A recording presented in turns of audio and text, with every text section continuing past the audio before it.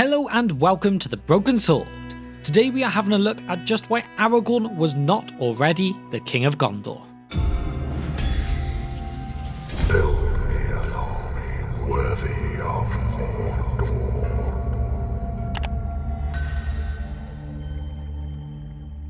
Aragorn, son of Arathorn, heir to Isildur and to the realm of Gondor. In fact, he was the 39th heir of Isildur in the direct line, eventually becoming the one to take up the title of King of the reunited realms of Arnor and Gondor after the War of the Ring. So, if Aragorn was known throughout a lot of Middle-earth and people knew of his, or at least his line's claim to the throne, then how can this even be a thing that he was not already king? Or his father, or grandfather? Well, let us find out that answer today.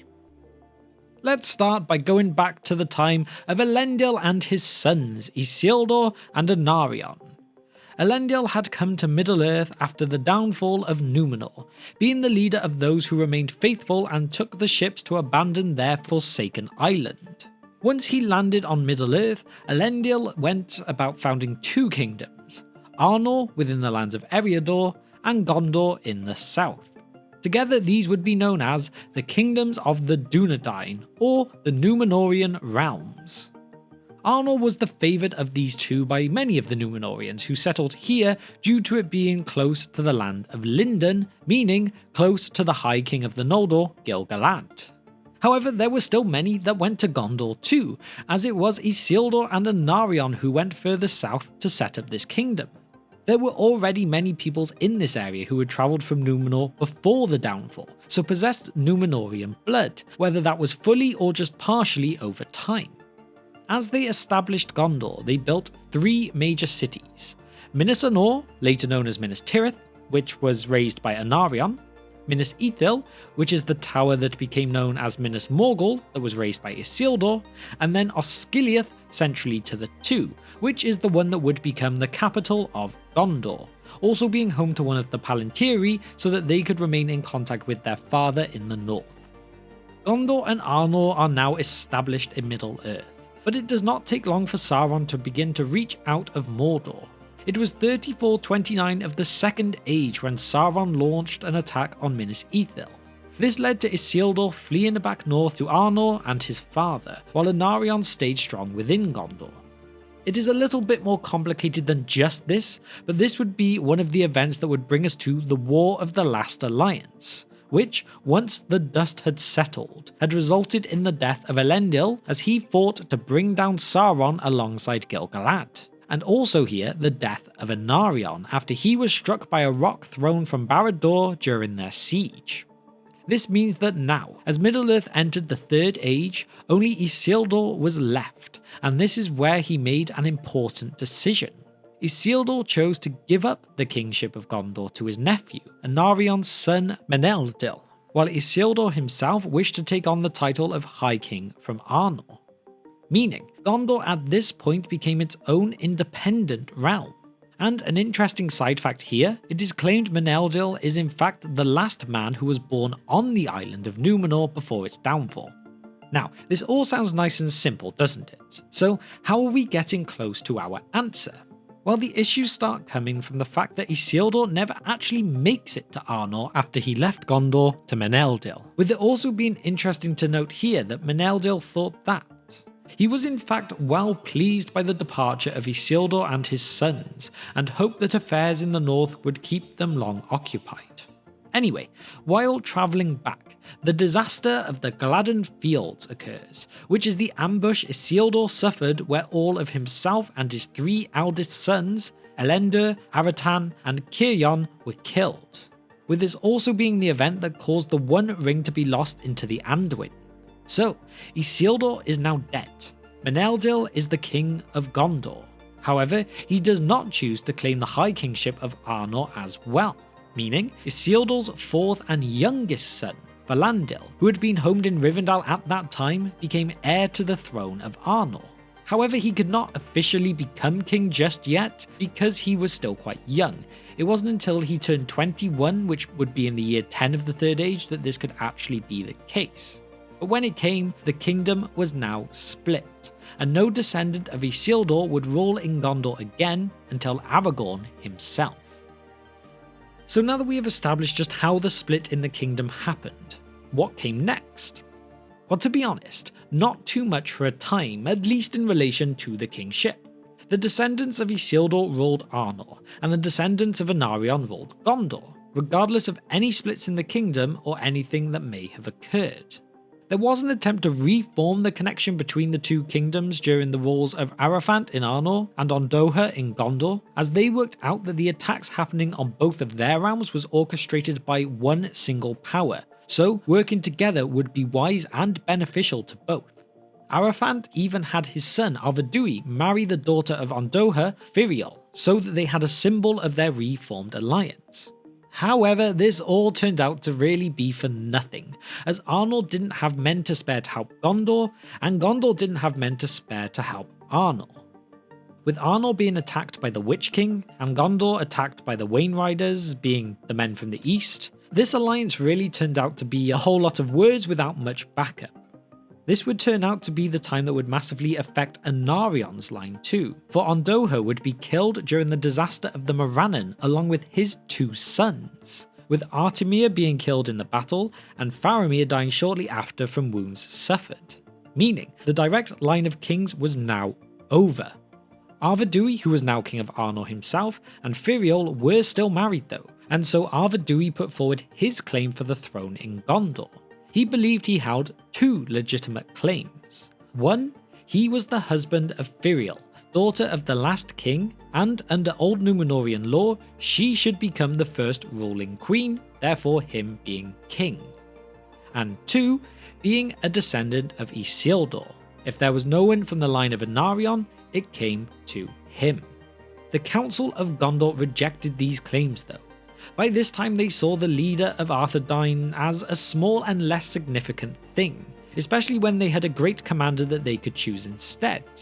Even after being crowned though, Eärnil had no ill intent towards Arvadu, even sending him a message of, "I do not forget the loyalty of Arnor, nor deny our kinship, nor wish that the realms of Elendil should be estranged. I will send you aid when you have need, so far as I am able." This promise, although kept, did not arrive quick enough, for Arthedain would be destroyed before Gondor could send reinforcements in 1973 of the Third Age, so this spelled the end of the realm once known as Arnor for a long time. Now back down south, the line of kings would not last much longer either, for Eärnil's son Eärnur would be the last king of Gondor too. He would attempt to take on the Witch King in single combat, but when he passed through the gates of Minas Morgul, he was never seen again, meaning the rule of Gondor passed onto the ruling stewards instead. So it was that no claimant to the crown could be found who was of pure blood, or whose claim all would allow, and all feared the memory of the kin strife, knowing that if any such dissension arose again, then Gondor would perish. Therefore, though the years lengthened, the steward continued to rule Gondor, and the crown of Elendil lay in the lap of King Eärnil in the Houses of the Dead, where Eärnur had left it. Arnor had been split and then destroyed completely. Gondor could not find a true king to sit upon their throne, so the stewards continued to take the oath to hold the rod and rule in the name of the king until he shall return. They would not sit on the throne. They would not wear a crown. They would not hold a scepter. You may be thinking here though, okay, the line of Anarion has faded, but the line of Isildur is still there. Arvadu may have perished, but he had a son, Aranarth. So what happened to him? Well, he took his people, those who survived the fall of Arthedain and Arnor, and took them into the wild, becoming not the king of Arthedain, but instead claiming the title of Chieftain of the Dunedain. His people would become known as the Rangers of the North, and they would claim no definite home. They would be a wandering people who protected the lands of Eriador, keeping themselves to themselves, committed now to a life of secrecy. Aranarth would have a son too, Arahael, and he would begin a tradition with his son, for he was sent to Rivendell where he would be raised by those within this elven haven. just as all the sons of the chieftains of the Dunedain would be after him, keeping their line safe. Along with this, it would be Aranarth who would give the heirlooms of his kingdom to Elrond for safekeeping. The Ring of Barahir, the Shards of Narsil, the Star of Elendil, and the Scepter of Illuminas. And from here, time would simply play its part. Generally, people would forget about the heirs of Isildur, with them becoming little more than a whisper or a rumour. However, again, a question may come up here when I say that there were 16 chieftains before the coming of Aragorn, son of Arathorn. Why did none of them attempt to claim the crown? Well, the answer to this kind of comes with looking at why Aragorn did claim it in the end, not just why the others didn't. Aragorn, son of Arathorn, was born on March the 1st, 2931 of the Third Age. He was the heir to Isildur, which was something that could not be disputed thanks to the safeguarding within Rivendell. However, the stewards had now ruled Gondor since 2050, so getting on for 900 years at the time of his birth. Few remembered or even knew anything of the line of Isildur that lived in the wild anymore, so it was not like Aragorn could just arrive as a young man and demand his crown. Nobody would accept that. Aragorn had to spend his whole life leading up to the moment he received the crown from Faramir, son of Denethor. He grew up under the guidance of Elrond in Rivendell, travelling much with his twin sons Elladan and Alvorhir. He won many battles under different aliases throughout his years all over Middle-earth, doing it to defeat evil, not to claim glory from it. With all of that experience culminating in leading the armies of the West to victory against the Dark Lord Sauron. He did this while wielding the Shards of Narsil, later reforged as Anduril. He even held the Elfstone, also known as the Stone of Eärendil, which was given to him by Galadriel when the Fellowship passed through Lothlorien. This gift represented a wedding gift from the grandparents of Arwen, predicting his marriage to her. And the reason that this is important is that Elrond said that Aragorn would only be worthy to marry Arwen when he had reunited the realms of Gondor and Arnor, signifying that the time of this would be with him soon. These are not the only signs though. Only the heir of Isildur could call the dead men of Dunharrow to fulfill their oath, which Aragorn did. And all of this culminated with the steward at the time, Faramir, declaring Aragorn to be the true king when he said to the people of Gondor. Then Faramir stood up and spoke in a clear voice. Men of Gondor, hear now the steward of this realm. Behold, one has come to claim the kingship again at last. Here is Aragorn, son of Arathorn, chieftain of the Dunedain of Arnor, captain of the host of the West, bearer of the Star of the North, wielder of the sword reforged, victorious in battle, whose hand brings healing, the Elfstone, Elessar of the line of Valandil, Isildur's son, Elendil's son of Númenor. Shall he be king and enter into the city and dwell there? And all the host and all the people cried "Yeah" with one voice. All the host and all the people. One of the main issues in that no one would be accepting of his claim had now been dealt with. Aragorn could accept the crown.